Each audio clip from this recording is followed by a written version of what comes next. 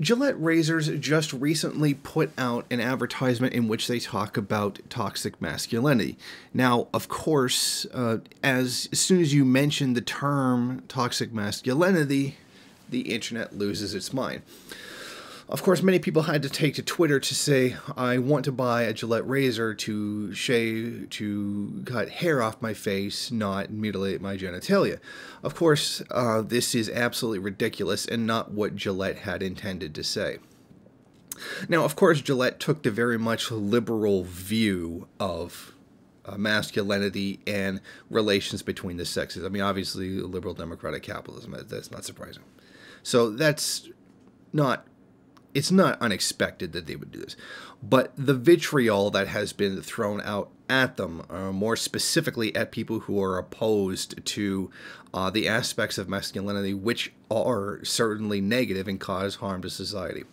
Look, there is really a rational scientific way of looking at all of this. Okay? It's not wrong to be a man. Now, much of the liberal ideology would certainly tell you that. They would say that men are inherently evil and responsible for every bad thing that has ever happened, as long as you just completely ignore the women leaders in history who have done equally horrible things. Now, there are aspects of what is commonly perceived to be masculinity that is bad, like picking on people, bullying people, doing things that, not being allowed to express certain emotions. And as human beings with emotions, we do have to express them or we will lose our minds. That is a fundamentally human characteristic. There's no getting around that. There is no just simply ignoring that. We have as much of a fragile psyche as women do. So this is complete nonsense. Now, of course, the relations between the sexes they're not good. They're frankly poisonous, and that's pretty obvious from what we have to see. But being a man isn't the problem. Being a woman isn't the problem. The social relations between the sexes that arise as a result of, base superstructure, all that, of capitalism, is the problem. Now, we need only look at socialist societies. I mean, we've probably all seen that video, do communists have better sex, or women had better sex under socialism, etc. There's one example. Much of the pressure that men feel, you have to have the good job, you have to have the good car, you have to have this, and this thing that, frankly, not a lot of men really do have. The vast majority of this is funded by, it's perpetuated by capitalism. Now, we don't have to do that. Now, we don't have to go along with it. But there's no escaping being part of a system that does that. Now, capitalism by itself is a very predatory system. The system of competition, etc. The law of the jungle. I like to quote. I believe it was Kropotkin, because I think he was right in this situation when he said, "Competition may be the law of the jungle, but cooperation is the law of civilization."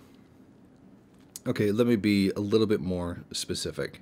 Capitalism always throws us against each other.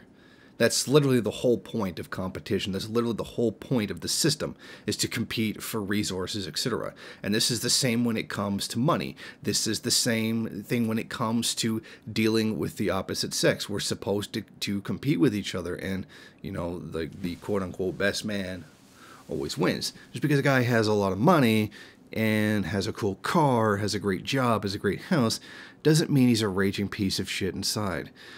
May I point to the current U.S. President Donald Trump as an example of that. But that's not what society tells us.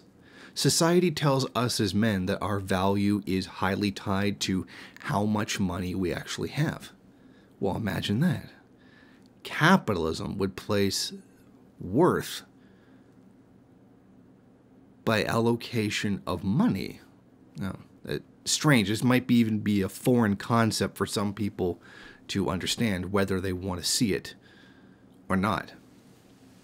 Now, I'm not saying as men we're terribly oppressed by women and what they do. I'm saying that men and women are oppressed by capitalist social relations. And that's what we need to get rid of. It's kind of one of those things where we can acknowledge the problem. We can see it. Some people can see it plain as day. Easy to see. But what exactly can we do about it so long as capitalism exists? It's like saying we're going to get rid of the ill effects of capitalist social alienation before getting rid of capitalism. I mean, come on. That's like we're going to get rid of racism while capitalism still exists. No, we're going to get a system of equality in a system that's predicated on inequality. I mean, it's just absolutely nonsense. This really just gives us another reason why we have to abolish capitalism. But simply running out into the media and saying that, men are inherently bad, which I don't think necessarily that Gillette was actually doing. Nor do I take the side of the people who immediately ran out attacking Gillette for supposedly wanting men to die or promoting men as inherently evil. I mean, this is just nonsense. The problem is that they don't take a materialist standpoint. Everything in society must be completely devoid of the economic system in bourgeois thought. Everything must be completely outside of it. Class has nothing to do with it. The social relations behind a system of capital accumulation don't matter. And they wonder why they can never actually solve the problems that they cause. Why is it that sexism just doesn't go away under capitalism? Why is it that racism is still there? We keep really, really trying, but it's still there. Well, yeah. You would think that if you keep doing the same thing over and over again, insanity, expecting to be different, blah, blah, blah. But look, the truth is, we're all in this together. Regardless of what our sex is, we are either going to survive as a species or we're not. And frankly, I hate to go back to the global warming thing again because it's not particularly relevant to this particular video, but it's true. We're either all going to make it or we are all going to die. And this is not something that socialists haven't said before. Whose name I can't remember. I think it might be Lenin or it might be Marx. That we either all make it to socialism or none of us do. That kind of thing. So I think that, well, I've pretty much gone off on a tangent, that there are bad things about masculinity just as there are bad things about femininity. But that does not mean that masculinity or femininity are inherently bad things. What's bad is the society that we have created and shaped by capitalist social relations. That's what we need to do. Simply standing there mindlessly pointing fingers at each other and calling each other inherently evil is anti-materialist. People are not inherently good or inherently bad. They're just people.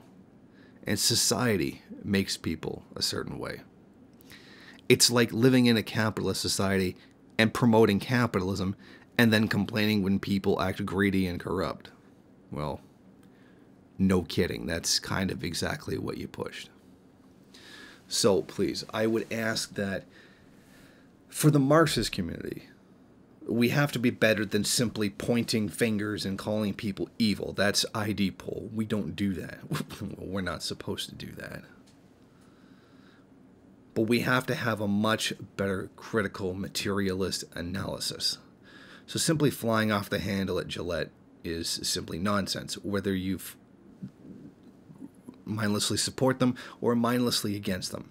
Remember that Gillette is a capitalist institution, and that all of this outrage that they have created as a result of their fairly benign statement has gotten them 10,000 times more media coverage than they would have gotten otherwise, which makes you wonder if maybe even they just said it just to get the attention. But in the end, I know this is something that's going to be discussed in the Marxist community for at least, a week, maybe 2 weeks. And then during that time, when we do talk about it, we must resist the urge to give the plain old mindless ID poll analysis and remind ourselves that we are Marxists and that we should put forth a materialist analysis to understand why the world is the way it is and what makes it that way. Thank you for watching. If you like this program, then please head over to my Patreon page and set up a monthly donation. It's your donations that keep this program running. Also, if you would like, please rate, comment, subscribe, and share in various social media.